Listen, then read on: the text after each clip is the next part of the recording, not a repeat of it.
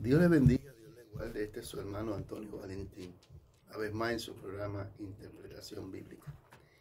Queremos saludarle en el nombre de nuestro Señor Jesucristo, que Él ha sido bueno con nosotros. Él es el que reina por los siglos de los siglos, es el alfa y el omega, el testigo, el fiel.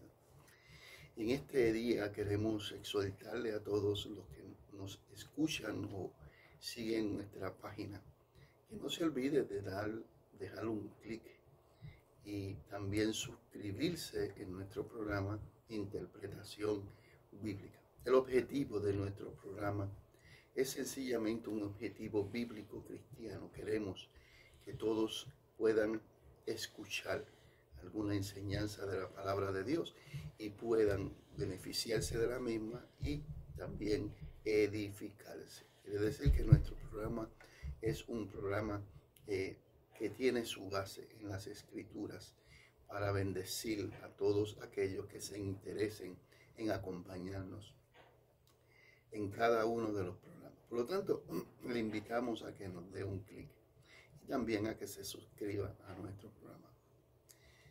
Y habiendo dicho esto, queremos decirle que hoy continuaremos el tema sobre Cristo revelado en Apocalipsis, un tema muy importante e interesante, ya que siempre vemos Apocalipsis como un libro de catástrofes, un libro de grandes juicios, pero no podemos ver por alguna razón que el libro de Apocalipsis es un libro esperanzador para una iglesia sufriente en su época, en su momento histórico, y que el libro de Apocalipsis tiene un mensaje que fortalece a la vida del creyente que actualmente está pasando por algunos sucesos en su vida existencial. Oiga bien, por causa del Evangelio de Jesucristo. Así que el personaje principal en Apocalipsis es Jesucristo. Cristo es revelado. Fíjense que cuando hablamos sobre Apocalipsis, muchas personas lo identifican con catástrofes, porque las películas, novelas nos han saturado de un medio ambiente de destrucción relacionado al concepto de Apocalipsis. Pero Apocalipsis tiene su, su morfología, tiene su definición importante que sepamos. Es que Apocalipsis proviene del griego apocalipsus, que significa aquello que es revelado, o también cuando se abre una cortina. Quiere decir que Apocalipsis es el libro que se revela, pero que se revela. Vuelvo a repetir, muchos piensan que lo que se revelan son juicios. No, lo que se está revelando es a Jesucristo mismo como aquel que está con la iglesia en medio de los procesos de persecución, de lucha, de batallas, pero mostrando en la misma que el fin es un fin de victoria total sobre el mal, sobre este siglo malo, para que entre el siglo, oiga, bueno, el siglo eterno. Qué maravilloso. Cristo es revelado. Y estuvimos hablando en el capítulo 1 con una introducción en la primera parte. Y estuvimos hablando que Apocalipsis es un libro de la revelación de Jesucristo. Cuando vas al griego dice Apocalypsus, ¿verdad? Y que quiere decir Cristo revelado. Dice que Apocalipsis es la revelación de Cristo. Cristo se revela como el Salvador. Cristo se revela como aquel que venció el pecado y que resucitó y que viene otra vez con gloria y con poder. Dios es maravilloso. Qué promesa más bella esa. Y dijimos que este libro está escrito para manifestar a sus siervos las cosas que sucederán pronto, y las declaró enviándolas por medio de su ángel a su siervo Juan. Y es maravilloso porque el libro de Apocalipsis, resumidamente, es un libro que es escrito para ser enviada a la iglesia. Cuando está hablando de sus siervos, está hablando de doulos, que significa esclavo. Otra de las cosas que estuvimos hablando fue que en el verso 2 que ha dado testimonio de la palabra y el testimonio de Jesucristo y de todas las cosas que ha visto. El libro de Apocalipsis es un libro testimonial, ¿verdad? Es un libro testimonial, pero es el testimonio de Cristo. No solamente en sus actos redentivos en la cruz de Calvario, sino su resurrección que inicia ese reinado de Cristo, el reino de Cristo a través de la iglesia. Y es importante esto porque la iglesia está investida del testimonio de Cristo. Y otra de las cosas que estuvimos hablando es que la palabra bienaventurada, Macarios, más que felices, más que contentos, o los más felices, dice el que lee y los que oyen la palabra de esta profecía. En el versículo 3 hace alusión a un escriba, como en la antigüedad, que los escribas se sentaban con el pueblo y abrían la Torá y comenzaban a leerle al pueblo. Es el mismo asunto que está viendo aquí, porque las cartas son enviadas a las 7 iglesias. Este libro es un libro que se leía, el líder, el pastor, el mensajero, el ángel de la iglesia leía este libro a su congregación. Él era bienaventurado porque era el instrumento de bendición para los oyentes. Pero también hay un aspecto íntimo, un aspecto de relación con Dios. Cuando nosotros personalmente hacemos reflexión en la palabra de Apocalipsis, nosotros también somos bienaventurados porque vemos a través de ella el amor y el cuidado de Dios para con su iglesia en tiempos de conflictos y de tribulación. Quiere decir que bienaventurados ya desde el principio nos está diciendo que es una bendición leer el Apocalipsis. Queremos decirle que ha habido unas ideologías concernientes a Apocalipsis donde muchas personas lamentablemente no la leen porque le han enseñado que es un libro muy confuso, que es un libro de muchos símbolos, que las personas pueden perder la mente, volverse locas, ideas semejantes a ellas, y por lo tanto muchas personas no leen ni estudian Apocalipsis, pero sin embargo Apocalipsis desde el principio nos anima, hermano, a que nosotros leamos porque somos bienaventurados. Cuando hagan un estudio de Apocalipsis, mire, esté ahí para que aprenda de lo que Dios nos quiere decir para esta generación de cristianos del siglo XXI. Aunque Apocalipsis fue escrito para las iglesias del primer siglo, la Apocalipsis ha sido un libro abierto para todas las generaciones de la iglesia, porque la iglesia ha pasado históricamente por sucesos, amén, difíciles, donde se encuentra el consuelo y el amor de Dios.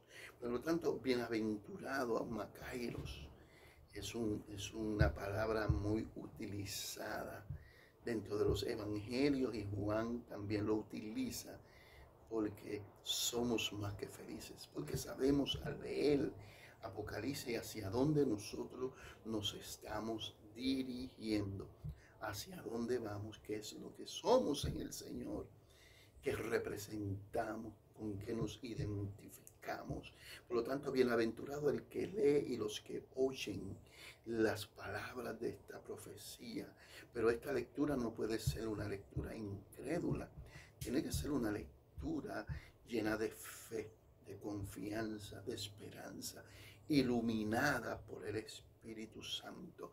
Y la segunda parte del texto dice, y guardan las cosas que en ellas están escritas, porque el tiempo está cerca. Guardan las cosas que están escritas, porque Apocalipsis tiene directrices. especialmente a cada una de las iglesias de Asia, que estaremos tocando ese punto en otras ocasiones. Las iglesias de Asia, cada una de ellas, tienen una directriz directamente de Jesucristo dentro de lo que se escribe en Apocalipsis. Quiere decir que el libro de Apocalipsis es un libro, pero también contiene epístolas, porque son cartas enviadas a las 7 iglesias, que son 7 iglesias en Asia Menor, con sus propios dilemas y problemas. Muchos piensan que esos problemas y dilemas se encuentran en el día de hoy dentro de la congregación. Por lo tanto, posiblemente esas cartas pudiesen hablarnos y administrarnos a nuestras necesidades espirituales, emocionales y nuestra coinonía con Dios y los unos a los otros. Y en el versículo 5 sigue revelando a Cristo como el principal. Cristo es el primero de todos, el primogénito, es el que resucitó primero. Fíjate qué tremendo, qué maravilloso, para que Cristo venga a ser prominente ante sus hermanos, Cristo como siendo el primero en todas las cosas. Dice, y de Jesucristo el testigo fiel, porque Cristo dio su vida. Cristo no solamente fue fiel a la casa, sino que fue el hijo de la casa. Él fue fiel y cumplió en su vida existencial corporalmente todo lo escrito desde la antigüedad que se habló con él. Él cumplió todo. Oiga, qué maravilloso. Por eso esa palabra en la cruz, cuando él dice, te le tentáis, he cumplido todo, se ha acabado todo. Ya no hay que añadirle más nada. Estamos en victoria. Qué bendición, qué gloria, qué maravilla el saber que el Señor por nosotros logró lo que nosotros no podíamos lograr por sí solos. Por eso no podemos jactarnos en nuestras obras, buscando justificarnos a nosotros mismos, porque ya Cristo nos justificó. Aleluya. Cristo nos dio valor. Ya nosotros no somos, amado hermano, los perdidos de antes. Ahora somos una iglesia poderosa en Él. Por eso Cristo, Jesucristo el ungido, Jesús el ungido. Es otro aspecto importante y hay que mirar en este nombre de nuestro Señor, Jesús. Y Jesús viene ¿de dónde?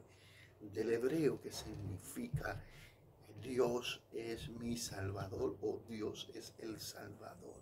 Y Cristo, como nosotros conocemos, que también en hebreo es el Mesías, que significa el ungido, el separado, el designado. Cristo es el ungido, pero no es cualquier ungido, es el ungido mayor. Es aquel que Dios separó desde antemano. Oiga, porque Dios es un Dios que nos predestinó en Cristo Jesús, como dice Pablo. Fuimos predestinados en Él.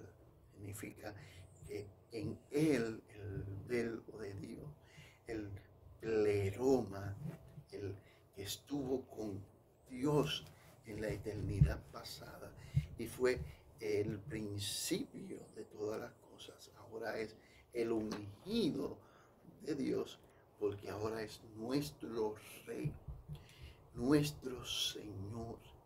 Y nosotros creemos que Jesucristo fue ungido corporalmente, ¿verdad? Históricamente, en el Jordán, cuando la paloma desciende sobre él en forma del Espíritu Santo en forma de paloma, y allí él recibe esa unción especial. La gloria sea de Dios en el cuerpo, en su humanidad. Y recalco esto porque no estoy diciendo que Cristo no era Dios. Cristo siempre fue Dios, pero en el aspecto humano recibió el impacto del Espíritu Santo en su vida. Por lo tanto, en el libro de los Hechos nos dice que como Dios ungió con el Espíritu Santo, con la unción a Jesús, para que éste sanara a los enfermos y libertara a los oprimidos por el diablo. Quiere decir que esa unción es parte de su ministerio, de su trayectoria. Y por lo tanto, ese nombre es importante: Jesucristo, el ungido, Jesús, el ungido, el neumático, el testigo fiel. Y la palabra testigo es importante porque nos habla de una palabra griega que es maltus. Que ahí viene el concepto de una persona que ha sido martirizada, un martirio, maltus, ¿verdad? Mártir, o un martirio, uno que se identifica, oiga, que de la verdad que ha experimentado. Es un testigo, uno que tiene conocimiento de un hecho y puede ser información concerniente a él. Por eso los apóstoles eran testigos de Cristo. Cristo, antes de irse, les dijo: para que me seáis testigos. Y usa esa palabra también, malcus o maltus, que significa mártir. Quiere decir que ese vocablo en sí mismo no implica muerte, pero muchos de los testigos del siglo I dieron su vida como el resultado de ser testigos de la palabra de Dios. ¡Qué tremendo! Entonces, mártir significa que Cristo ha sido el mártir que nos ha llevado a la redención de nuestra condición de pecado.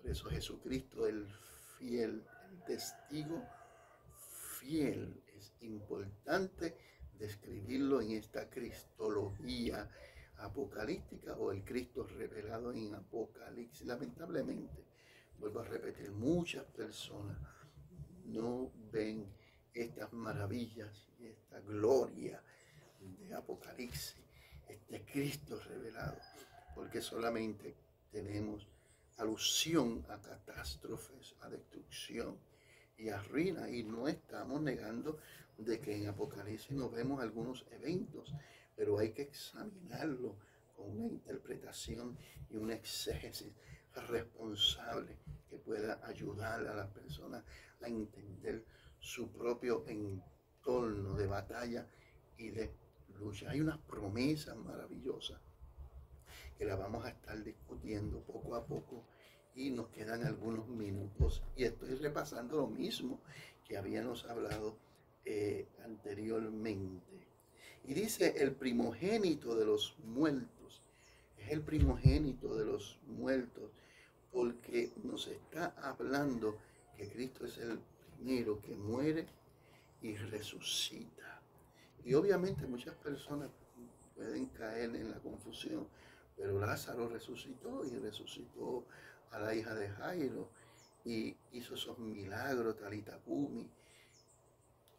Pero hay una palabra aquí griega que crea una diferencia, y es que en el evento de Talita Cumi y de Lázaro no se usa un término de resucitar para vida eterna, sino lo que quiere decir es que los revivió.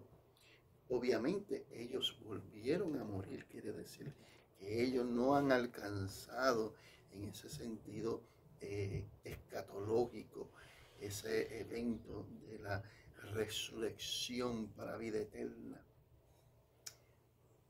porque es un evento del siglo venidero. ¿Qué quiere decir? Que el siglo venidero tiene su origen en la resurrección escatológica.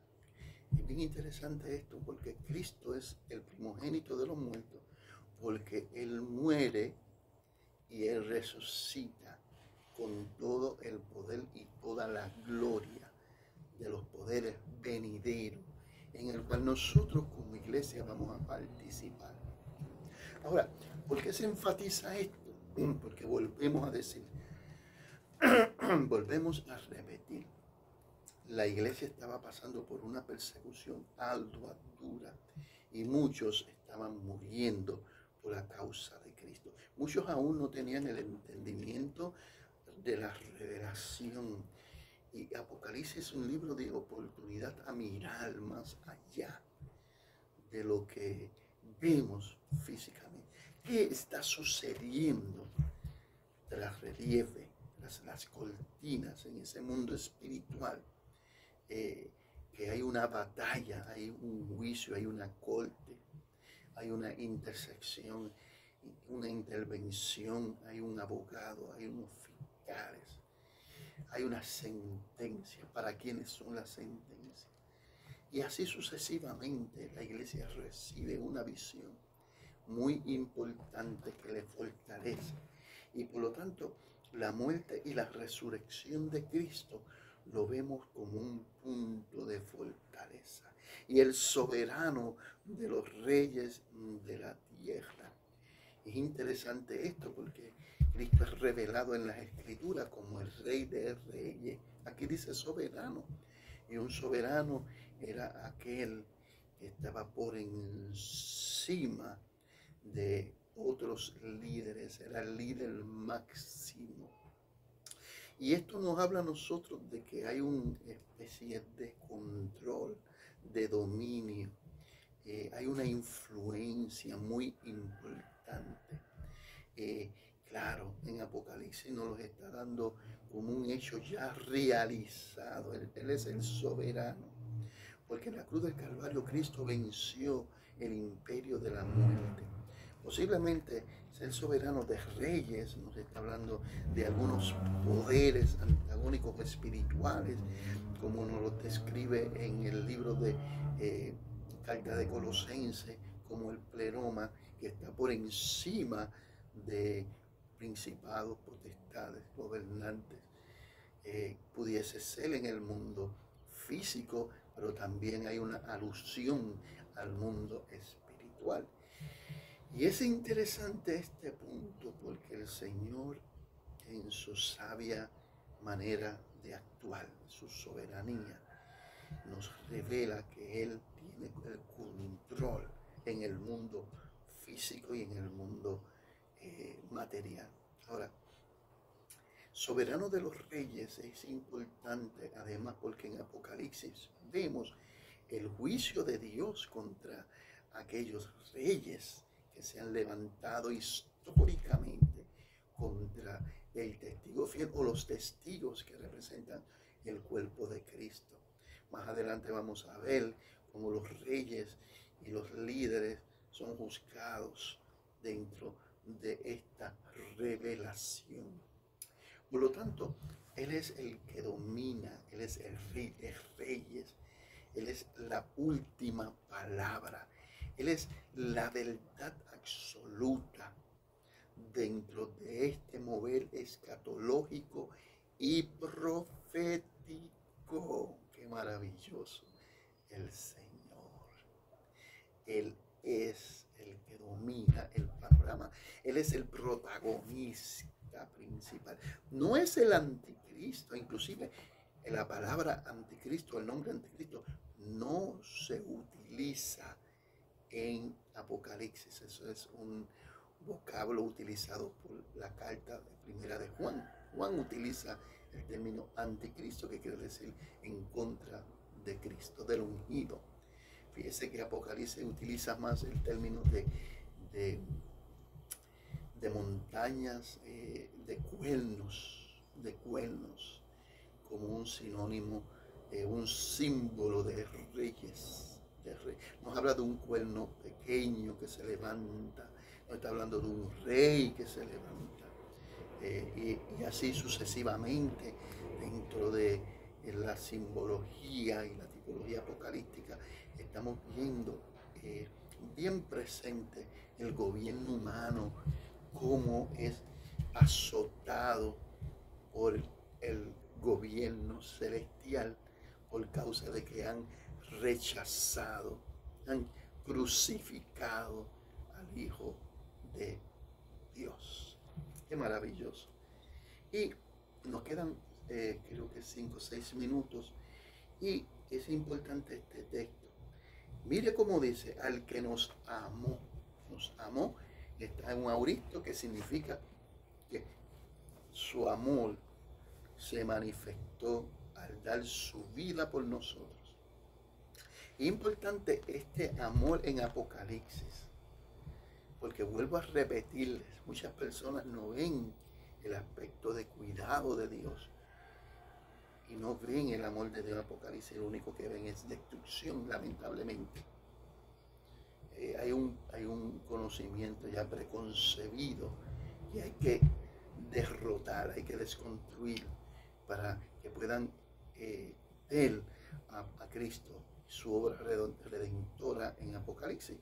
Por lo tanto, nos amó, quiere decir que Él demostró a través de su hecho, de su cuerpo, de su carne, al dar su vida por nosotros. Ese amor perdura aún dentro de los momentos más difíciles de la iglesia. Él nos amó, amado hermano, y ese amor es un amor que continúa por su iglesia, por aquellos fieles, los que dan testimonio de la verdad. Ese amor es el amor expresado de Dios, porque dice, porque de tal manera amó Dios al mundo que ha dado a su Hijo unigénito, para que todo aquel que en Él crea no se pierda, mas tenga la vida eterna. Y por consecuencia de ese amor, nos dice, y nos lavó. Estoy en el verso 5, si quieres seguirme, de Apocalipsis, capítulo 1. Dice, nos amó y nos lavó de nuestros pecados con su sangre. Algo bien interesante, porque en el Antiguo Testamento los sacrificios cubrían la condición humana, justificando por el momento, temporalmente, al hombre, sabiendo que el hombre estaba practicando una ceremonia imperfecta. Por eso era que habían sacerdotes continuos, habían sacrificios continuos, porque la conciencia seguía culpabilizando al hombre. El hombre no pudo alcanzar a través de esas ceremonias el favor de Dios en ese sentido absoluto. En Cristo Jesús fue el Cordero perfecto, inmolado, que murió por nosotros en esa cruz, y su sangre, fíjese cómo dice, nos lavó. Ahora, la palabra lavar aquí en griego implica una limpieza total y definitiva y para siempre. Para siempre. Un hecho ya realizado que no necesita volverse a realizar. A veces la gente en sus oraciones, Señor, lávame, lávame, lávame.